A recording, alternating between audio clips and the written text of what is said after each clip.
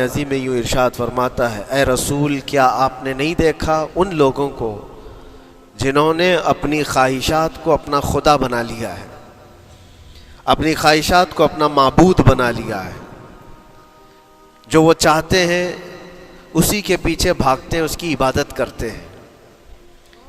اور اللہ تعالیٰ فرماتا ہے، اے نبی کیا آپ ایسوں کی سفارش کریں گے اور ایسوں کے آپ وکیل بنیں گے جو اپنے خواہشات کے پجاری ہیں؟ اور اللہ فرماتا ہے ان میں سے تو اکثر ایسے ہیں کہ انہیں عقل نہیں ہے، وہ جانوروں سے بھی بدتر ہے، جو اپنے خواہشات کے پیچھے بھاگ رہے ہیں۔ شیخ اعظم سیدنا محی الدین ابن عربی رحمۃ اللہ تعالی علیہ، ان کی کئی چیزیں لوگوں میں ایسی بھی مشہور تھی کہ شیخ محی الدین ابن عربی ایسے ایسے الفاظ بول جاتے ہیں جو شریعت میں ہوتے نہیں ہیں، بہت سارے مسائل ان کے ہیں۔ لیکن ایک بار شیخ محی الدین ابن عربی بیٹھے ہوئے تھے، کرسی پر ہے، سامنے مریدین بھی ہیں، بہت سارے ملنے والے لوگ بھی آئے ہوئے ہیں۔ اسی اثنا میں انہوں نے ایک جملہ ایسا کہا، واقعی اگر آپ کے سامنے بھی ایسی بات آئے تو آپ بپھر جائیں۔ شیخ محی الدین ابن عربی کہتے ہیں، اے لوگو جو تم سب یہاں میرے پاس بیٹھے ہو، تمہارا خدا میرے پاؤں کے نیچے ہوتا ہے، تمہارا خدا میرے قدموں کے نیچے ہوتا ہے۔ سب ظاہر سی بات ہے جیسے ایسا جملہ سنا تو اٹھ کر کے لوگ بھاگنا شروع ہو گئے کہ آدمی کافر ہو گیا۔ شیخ اعظم ہیں یہ حضرت محی الدین ابن عربی، جن کی بہت ساری کتابیں ہیں، تصوف میں آپ کا ایک بہت بڑا باب ہے۔ لوگ اٹھ کر کے ادھر سے ادھر چلنے لگ گئے کہ ایسے ایسے جملے بول رہے ہیں، یہ محی الدین ابن عربی کو ہو کیا گیا؟ خدا پیروں کے نیچے ہوگا؟ کفریہ جملہ ہے۔ سب تو چلے گئے، دو باقی رہ گئے جو مخصوص مریدین میں سے تھے۔ انہوں نے کہا کہ حضور جو جملے سنے ہم کو بھی کانوں پر یہ وزن لگ رہے ہیں، لیکن کیوں کہا آپ نے ایسا؟ اس کا کچھ معنی ہے؟ آپ جیسے عظیم المرتبت بزرگ سے ایسا جملہ کیسے ممکن ہے؟ انہوں نے فرمایا کہ ان سب کو بھی تو یہ پوچھنا چاہیے تھا میرے بولنے کا مطلب کیا ہے، فوراً بدگمانی کیا اور بھاگ گئے۔ تم دو باقی رہ گئے، میں بتاتا ہوں کہ میں نے یہ جملہ کیوں کہا تھا۔ تو کرسی پر بیٹھے تھے اور چٹائی نیچے بچھی ہوئی تھی یا قالین بچھی ہوئی تھی جس پر لوگ بیٹھے ہوئے تھے۔ آپ نے اپنے ان دو مریدین سے کہا یہ چٹائی اٹھاؤ۔ چٹائی اٹھائی تو دیکھا وہاں پر سونے کے چاندی کے سب سکے رکھے ہوئے تھے جو شیخ محی الدین ابن عربی کے پیروں کے نیچے تھے۔ کہا وہ جتنے آئے تھے وہ اسی کی عبادت کرتے تھے، اس لیے میں نے کہا کہ تمہارا خدا میرے پاؤں کے نیچے ہوتا ہے۔ وہ خواہشات کے پجاری ہیں، میں نے اللہ نہیں کہا۔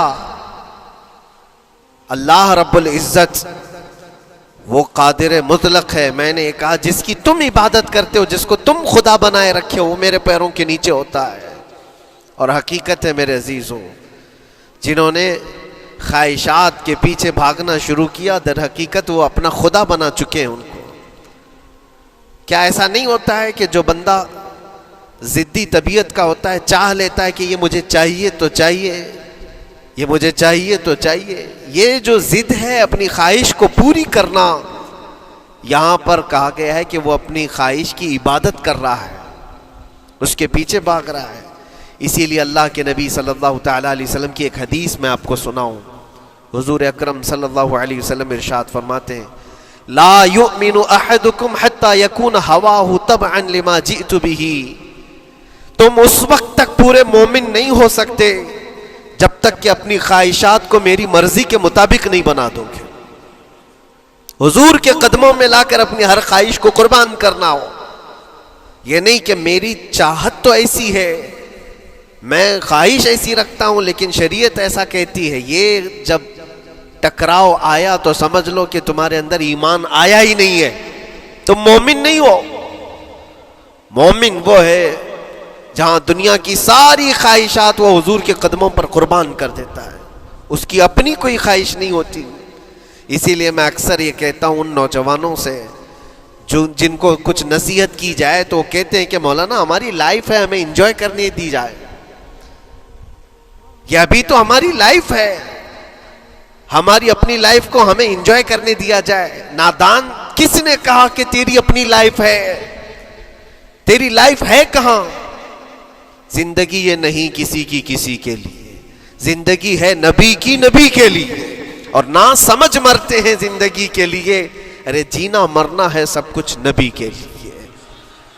جو خواہشات کو لا کر کے حضور کے قدموں پر رکھ دیتا ہے تو پھر وہ کہتا ہے میرے عزیزو، وہ پھر آ کر کے یہ کہتا ہے اپنی خواہشات، اپنی طبیعت جہاں سب مر جاتی آدمی کی، اس کی اپنی کچھ نہیں ہوتی، تب اس مومن کی زبان سے یہ نکلتا ہے یا رسول اللہ زمین و زمان تمہارے لیے، مکین و مکان تمہارے لیے، چنین و چنا تمہارے لیے، بنے تو جہاں تمہارے لیے، ہم آئے یہاں تمہارے لیے، اٹھے بھی وہاں حضور کے لیے. اس کا اپنا کچھ نہیں ہوتا. اپنی خواہش ہوگی تو میں کرتا رہے گا، اور جتنی خواہشات کے پیچھے بھاگتا رہے گا دنیا اس کا پیچھا کبھی نہیں چھوڑتی، اور نہ ہی دنیا اس کو کبھی سیراب ہونے دے گی، کبھی پیٹ بھرنے دے گی ہی نہیں. وہ بھوکا ہی رہے گا، وہ پیاسا ہی رہے گا جو دنیا کے پیچھے بھاگتا ہے. ایک مرتبہ سیدنا عبداللہ ابن مسعود رضی اللہ تعالیٰ عنہ غمگین بیٹھے ہوئے تھے، کسی بات کا غم ہوگا. نبی پاک صلی اللہ تعالیٰ علیہ وسلم کا گزر ہو رہا تھا، آپ نے دیکھا، حضرت عبداللہ ابن مسعود سے پوچھا کہ غم کیوں ہے؟ تو آپ خاموش رہے. تو اللہ کے نبی صلی اللہ علیہ وسلم نے ایک جملہ فرمایا جو آج ہم سب کے لیے سبق ہے میرے عزیزوں. فرماتے ہیں لا تکثر ہمک ما یقدر یکن، اپنے غم کو زیادہ مت بڑھا، جتنا لکھا ہے اتنا مل کے رہے گا. وما ترزق یأتک، جتنا اللہ نے رزق لکھا ہے وہ آ کر رہے گا، وہ تیرے پاس آ جائے گا. غم کب بڑھتے ہیں انسانوں کے؟ ہمارے اندر جو ٹینشن جس کو آپ کہہ رہے ہو، فرسٹریشن کہہ رہے ہو، یہ سب چیزیں انسان کی زندگی میں کب آتی ہیں؟ جب یہ اپنی لو اور اپنی خواہشات دنیا سے لگاتا ہے. خالق سے اگر لگاتا ہے تو پھر اس کے غم نہیں بڑھتے، بلکہ غموں کا مداوا ہے. اسی لیے بزرگوں نے فرمایا کہ اگر ٹینشن فری جینا چاہتے ہو تو انسانوں سے امیدیں کم کر لو، اللہ کی ذات سے یقین بڑھا لو، اس کی ذات سے یقین بڑھاؤ. ہم نے دیکھا ہے اپنی زندگی میں جس سے ہم ملتے رہے، جس سے کچھ خواہشیں رکھتے رہے یا جس کے متعلق کچھ امیدیں وابستہ کر رکھی، یہاں امیدیں ٹوٹ جاتی ہیں، پھر انسان کا غم بڑھتا ہے، انسان مغموم ہو جاتا ہے. اللہ کی ذات سے جو وابستہ ہوا اور وہاں جو آس لگایا وہ ہر دن بشاشت کے ساتھ جیتا ہے، یقین کے ساتھ جیتا ہے. اسی لیے میرے عزیزوں، یہاں جس نے بھی اپنے خواہشات کو دنیا کے ساتھ لگایا ہے اسے کم کرنا ہے. لا تکثر ہمک ما یقدر یکن، اللہ کے نبی فرماتے ہیں اپنے غموں کو زیادہ مت کر، جتنا لکھا ہے اتنا تجھے مل کر رہے گا. اس دار فانی میں، اس عمل کی دنیا میں ہم نے اپنے بہت ساری چیزیں پھیلا رکھی ہیں. ایک چیز میں آپ کو بتاؤں کہ کبھی کبھار میں دیکھتا ہوں موبائل کو، اب سب کے ہاتھوں میں موبائل ہے، اور کبھی کبھار یہ اسٹک بھی ہوتا ہے. اچھی کمپنیوں کے موبائل بھی اسٹک ہو جاتے ہیں، یا تو کبھی بہت زیادہ بیٹری گرم ہو جاتی ہے اور موبائل بھی گرم ہونے لگتا ہے. پھر اس کا حل کیا ہے؟ ایکسپرٹ سے پوچھتے ہیں موبائل کبھی ہینگ ہو رہا ہے یا کبھی بہت بیٹری گرم ہو رہی ہے، اس کے ریزن کیا ہے؟ تو وہ ایکسپرٹ یہی بتاتے ہیں کہ اس کے اوپر اوور لوڈ ہو سکتا ہے، بہت زیادہ اس میں ڈاٹا جمع ہو چکا ہے اور پھر بیک گراؤنڈ میں ایکٹیو ہے بہت زیادہ، جس کی وجہ سے بیٹری ہارمفل ہے، بہت زیادہ گرم ہو جاتی ہے. یا تو پھر ایک ساتھ کئی چیزیں اس کے اندر ڈال دی جاتی ہیں تو اس کا پروسیس کم ہو جاتا ہے، اسٹک ہو جاتی ہے. یہ تو موبائل ہے جو تمہیں سکھا رہا ہے. یہی چیز ہے دنیا کے ہمارے اس لائف میں، ہماری زندگی میں بہت زیادہ چیزیں اگر دماغ میں آ جاتی ہیں تو پھر دماغ گرم بھی ہو جاتا ہے اور اسٹک بھی ہوتا ہے، ہر چیز سوچنے سے بھی عاری ہو جاتا ہے. صحیح طریقے کے فیصلے نہیں لے پاتا. اچھا نقصان کیا ہے اس کا؟ سیم ہم نے موبائل ایکسپرٹ سے بھی پوچھا. جب موبائل بہت زیادہ گرم ہونے لگے یا اسٹک ہونے لگے تو اس کو کیا کرنا چاہیے؟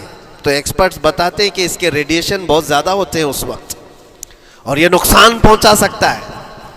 جو استعمال کر رہا ہے اس کے دماغ پر بھی اثر کرے گا, آس پاس کے لوگوں پر بھی اثر کرے گا.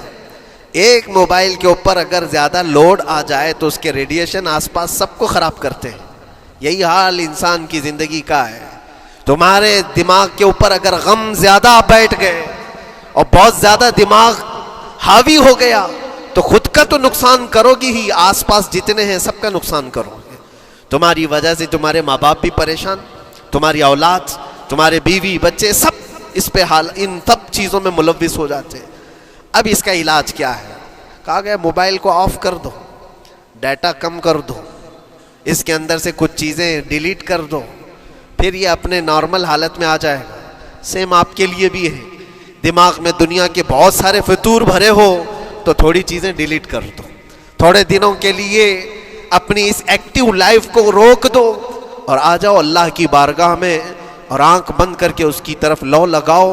اس لیے کہ ہماری بیٹری جو چارج ہوگی وہ خالق کائنات سے ہی ہوگی, بنانے والا ہی بہتر جانتا ہے اس کی زندگی کس چیز سے چلتی ہے. اور اسی لیے کہا ہے, امام غزالی رحمۃ اللہ تعالی علیہ فرماتے ہیں جو بندہ اللہ کے ذکر سے کئی دن تک غافل ہوتا ہے تو مردہ لاش ہے جو چل رہا ہے, بازاروں میں جو چل پھر رہا ہے, ذکر الہی نہیں کرتا تو اس کی روح ختم ہونے کے قریب آئی ہے, یہ زندہ لاش ہے. یہاں زمانے ہو گئے, مہینوں بیت گئے, برسوں ہو جاتے ہیں, کتنے دن ایسے ہیں آپ نے اللہ کے ذکر کے لیے الگ سے وقت نکالا ہو؟ کہاں ہے وقت؟ نماز بھی ایسے پڑھ کر کے بھاگ جاتے ہیں جیسے لگتا ہے کہ کوئی چیز ہمارے اوپر سوار تھی, جلدی سے ہٹا دی اور بھاگ گیا.